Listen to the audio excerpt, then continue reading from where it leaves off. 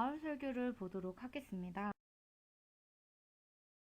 바울이 유대인들과 이방인들에게 천국 복음을 전파했다고 그 전에 강의에서 말을 했어요.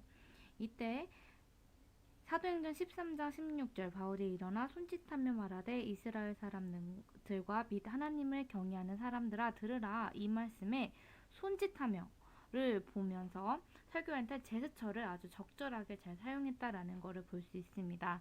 그리고 이 바울은 이 설교의 핵심이 10가지가 있었어요. 10가지를 보시면 구약 예언의 성취부터 쭉쭉쭉쭉 써져 있죠. 그럼 그 중에서 저희는 구약 예언의 성취 먼저 보도록 하겠습니다.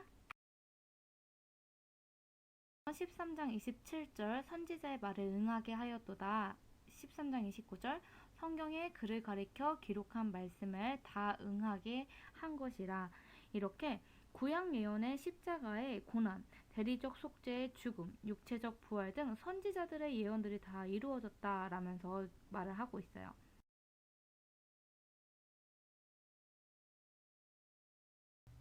둘째는 예수 그리스도의 무죄에 대해서 이야기를 하고 있다는 거예요.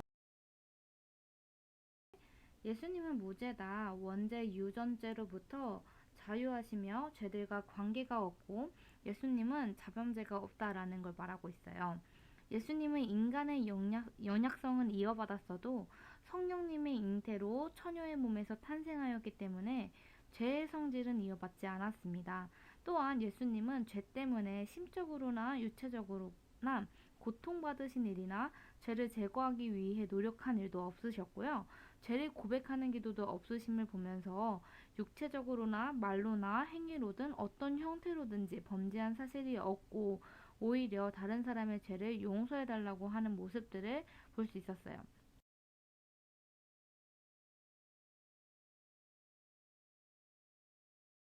범죄 불가능으로서 원죄와 유전죄로부터 자유하여 범죄가 불가능함을 볼 수 있다.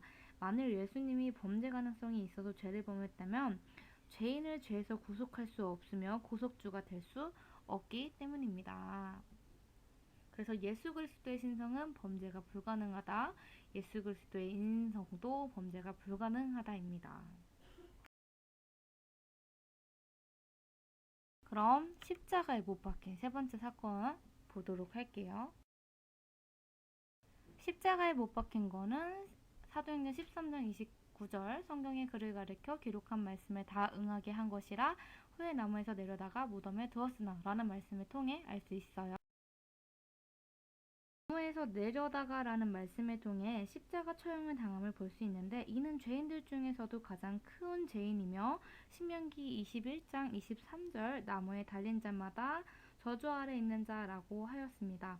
십자가의 죽음은 사회적으로나 윤리적으로나 극히 불명예스러운 죽음이고 저주받은 자의 죽음이죠. 그럼에도 불구하고 예수님이 십자가상에서 돌아가신 이유는 무엇인가요? 예수님은 십자가상에서 돌아가실 이유가 없으셨지만 53장 5절에서 6절 그가 찔림은 우리의 허물을 인함이요 그가 상함은 우리의 죄악을 인함이라. 그가 징계를 받음으로 우리가 평화를 누리고 그가 채찍에 맞음으로 우리가 나음을 입었도다. 우리는 다 양 같아서 그릇 행하여 각기 제 길로 갔거늘 여호와께서는 우리 무리의 죄악을 그에게 담당시키셨도다 라는 말씀을 통해서 우리가 나음을 잊게 하기 위해 하심임을 볼 수 있습니다. 예루살렘과 유다와 로마에 사는 모든 사람들은 십자가의 죽음이 어떤 죽음인지 알기 때문에 그런 사람들에게 사도들이 십자가에 못 박힌 예수 그리스도를 구주로 영접하고 믿으라고 전하니 십자가의 도가 구원을 받는 우리들에게는 하나님의 능력이요 하나님의 지혜라는 거죠.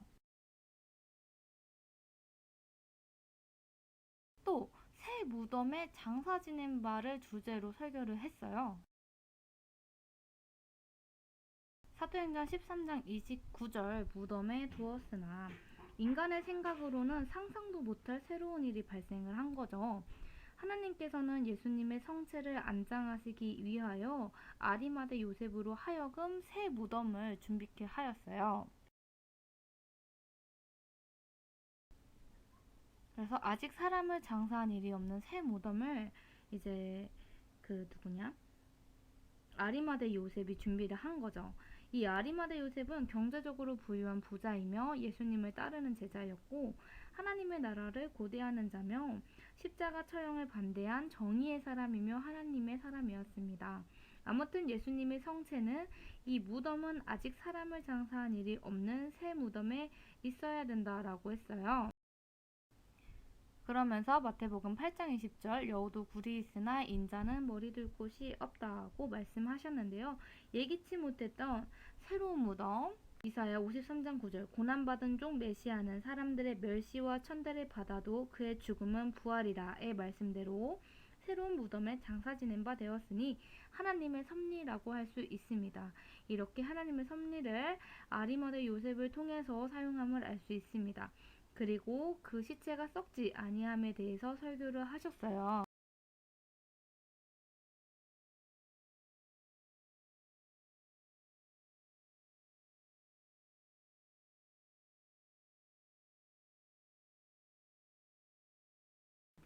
그리고 그 시체가 썩지 아니하는 것에 대해서 이야기를 또 주제 설교로 한 거죠. 13장 34절에 그를 일으키사 다시 썩음을 당하지 않게 하실 것. 13장 35절 또 다른 시편에 일렀으되 죄의 거룩한 자로 썩음을 당하지 않게 하시리라 하셨느니라. 13장 17절 하나님께서 살리신 이는 썩음을 당하지 아니하였나니. 이렇게 시체는 무덤 속에서 썩지 않음과 운명하신 후 피뿐만 아니라 물까지 흘러나왔다는 사실은 곧 예수님이 분명히 죽으셨는데 썩음의 시작이 피의 응고인데 피가 없는 것 등등 무덤 속에서 썩음을 당치 않았다는 실증을 볼 수 있습니다. 내 영혼을 음부에서 버리지 아니하시며 주의 거룩한 자로 썩지 않게 하실 것임이라. 그래서 주의 거룩한 자는 예수 그리스도를 말을 하고요. 2장 31절 그리스도의 부활하심을 말하되 저가 음부에 버림이 되지 않고 육신이 썩음을 당하지 아니하니라. 그 다음에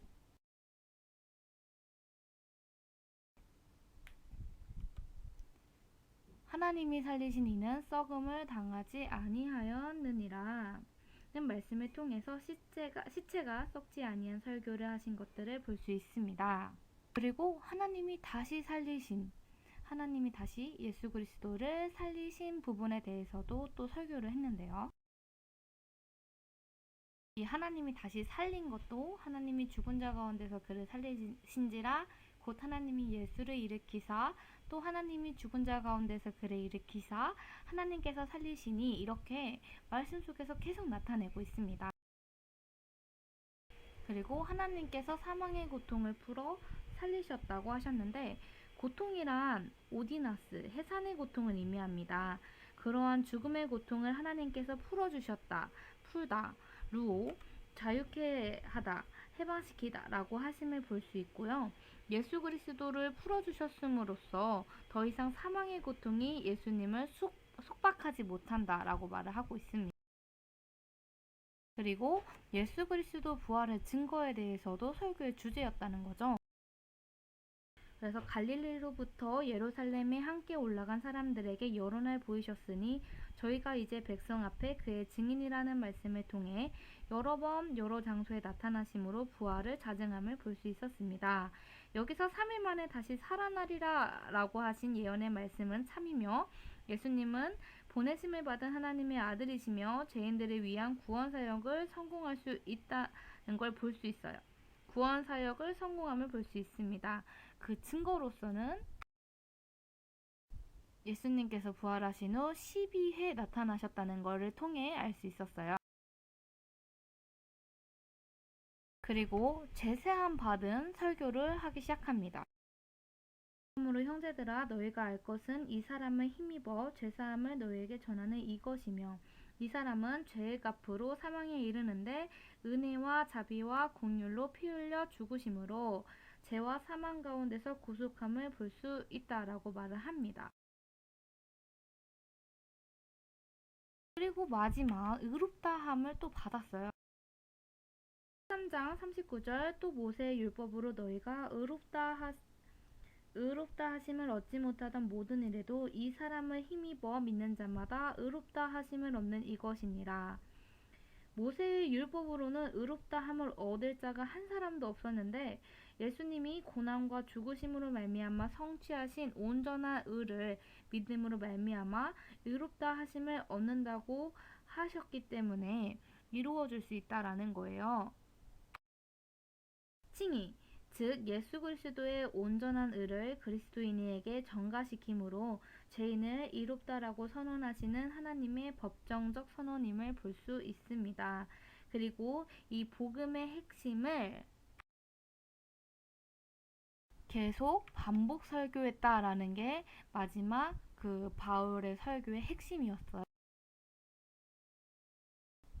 그래서 그에 대한 말씀으로 다음 안식일에도 이 말씀들을 하라 하더라. 뭐 그 다음 안식일에는 온 시민이 거의 다 하나님의 말씀을 듣고자 하여 모이니 이런 식으로 10가지를 설교했다 이런 거예요. 그럼 그에 대한 사도 바울의 설교에 대한 사람들의 반응은 어땠을까요? 많은 이방인들이 그리스도를 구주로 영접하고 기뻐하고 하나님께 영광 돌리는 일이 많아졌습니다. 성경에 쓰여있는 기뻐하였다는 헬라어로 에카이론이라고 하는데요. 미완료 과거 시상으로 과거의 계속적 행동을 강조하는 겁니다. 그래서 죄사함 받은 기쁨에 구속의 은총에 감사하는 기쁨, 하나님의 자녀가 된 기쁨 등 영혼에서부터 샘솟듯 복받쳐 오르는 기쁨이 과거에서부터 지금까지 계속적인 행동으로 그 기쁨의 계속됨을 말할 수 있고 영광을 돌렸다라는 거고요. 애독사존 역시 3인칭 복수 미완료 사상으로 하나님께 계속 영광을 돌리었다라고 할 수 있습니다. 그 다음 안식일에는 온성이 거의 다 하나님의 말씀을 받고자 회당에 운집하였으며 영생을 주기로 작정된 자는 다 믿더라 라고 하면서 바울의 설교 열매가 큼을 볼 수 있었어요. 여러분, 우리는 오늘 바울의 10가지 설교 주제들이 어땠는지 그리고 이 설교를 듣고 난 사람들의 반응은 어떠했는지를 보았고요. 그 다음에는 이제 이어서 그 여정들을 쭉쭉쭉 이고니온부터 나아가도록 하겠습니다.